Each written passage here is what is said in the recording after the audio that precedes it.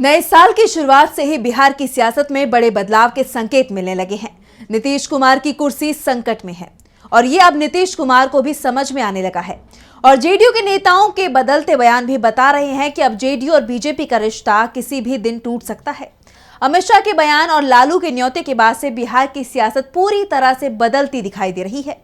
ऐसे में दावे हो रहे हैं कि 14 जनवरी को बिहार में खेला होगा, तो कुछ लोगों का कहना है कि खेला 14 जनवरी के बाद होगा, लेकिन होगा जनवरी में ही। बिहार की सियासत में चल रहे इस गहमा गहमी के बीच नीतीश कुमार नई राह पकड़ते दिख रही हैं। वो नई यात्रा पर चल पड़े हैं। तो कैसे बदल रहे हैं बिहार के हालात और क्या है इसमें बीजेपी और जेडीयू का प्लान, इसी पर आज हम अपनी स्पेशल रिपोर्ट में करेंगे बात। नमस्कार, मैं आंचल।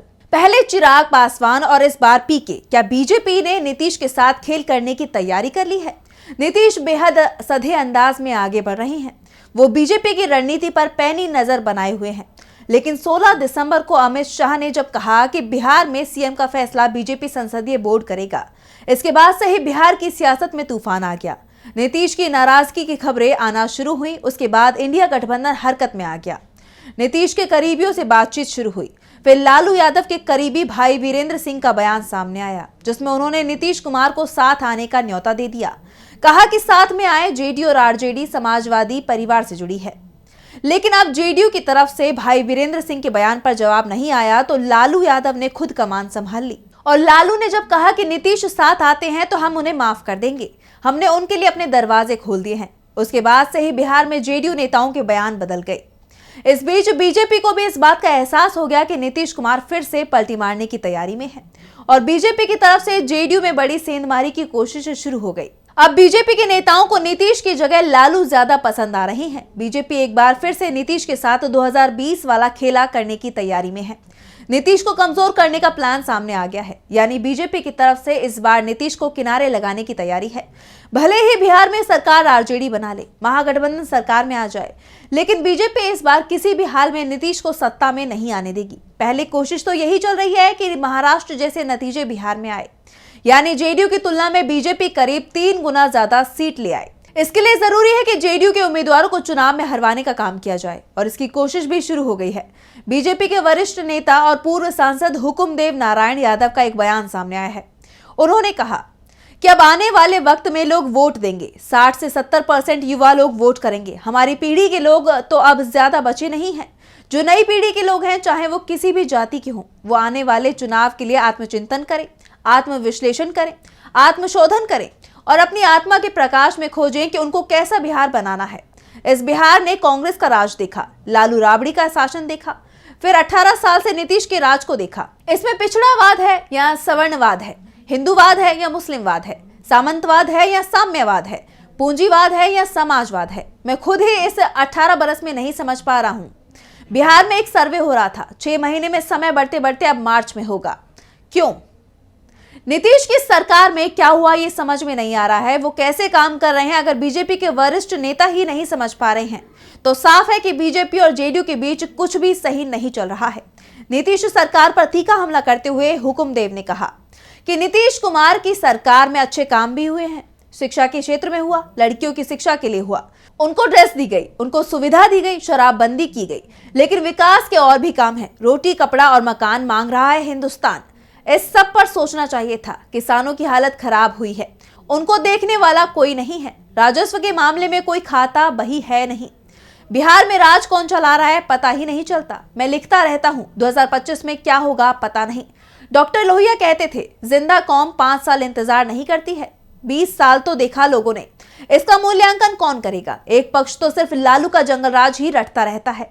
जंगल राज तो 2005 में चला गया था। उस समय जो लड़का 5-10 साल का था, उसने तो लालू का जंगल राज देखा ही नहीं। जिसने देखा ही नहीं, उसे क्या सुना रहे हो?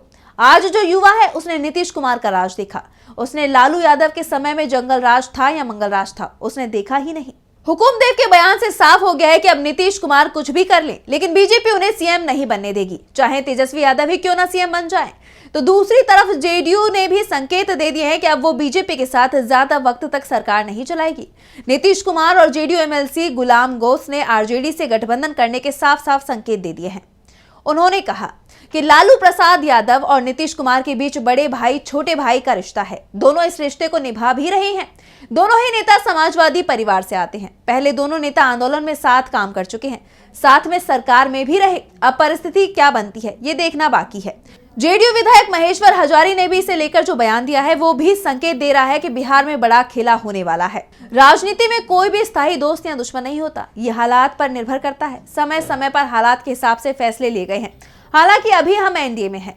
इसके अलावा श्रवण कुमार, ललन सिंह और दूसरे जेडीयू नेताओं के बयान भी अब बदले बदले दिखाई दे रहे हैं, जिसके बाद कहा जा रहा है कि एनडीए में अब टूट तय हो गई है। नीतीश कुमार अगर महागठबंधन में शामिल होते हैं तो उनकी कुर्सी सुरक्षित रह भी सकती है, लेकिन अगर वो बीजेपी के साथ रहते हैं तो फिर उनके लिए रास्ता बेहद मुश्किल है। पहला तो नीतीश के सामने पार्टी बचाने का ही संकट खड़ा हो जाएगा, क्योंकि बीजेपी धीरे धीरे जेडीयू को कमजोर करने में जुटी हुई है। और दूसरा, अगर एनडीए चुनाव जीत भी जाता है तो नीतीश कुमार इतने कमजोर हो जाएंगे कि वो पलटी मारने की स्थिति में भी नहीं रहेंगे। जो हाल एकनाथ शिंदे का दिखाई दे रहा है, वैसा ही हाल बिहार में बीजेपी नीतीश कुमार का कर सकती है। बीजेपी की रणनीति के चलते ही अब नीतीश कुमार की रणनीति बदली बदली दिखाई दे रही है। बिहार में इस समय कई तरह की चर्चाएं चल रही हैं। पहला तो ये कि नीतीश कुमार 14 जनवरी को पलटी मार सकते हैं। तो ये भी कहा जा रहा है कि 18 जनवरी को राहुल गांधी बिहार आ रहे हैं। इसके बाद महागठबंधन सरकार की रणनीति तैयार होगी और सरकार 26 जनवरी से पहले बना ली जाएगी। नीतीश कुमार की पार्टी जेडीयू के कांग्रेस में विलय की बातें भी हो रही हैं। एक तरफ महागठबंधन में इस समय जबरदस्त हलचल मची हुई है, तो बीजेपी नीतीश पर पैनी नजर रखे हुए हैं।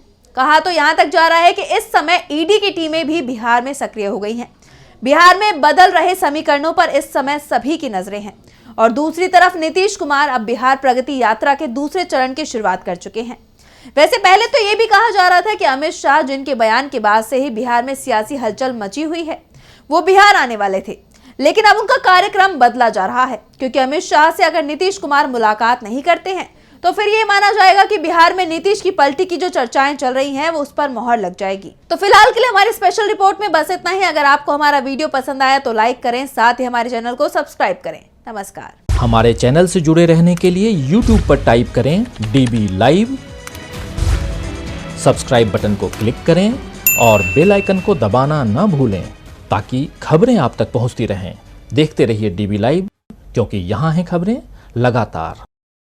हमारे चैनल से जुड़े रहने के लिए YouTube पर टाइप करें DB लाइव, सब्सक्राइब बटन को क्लिक करें और बेल आइकन को दबाना न भूलें, ताकि खबरें आप तक पहुंचती रहें। देखते रहिए DB लाइव, क्योंकि यहाँ हैं खबरें लगातार।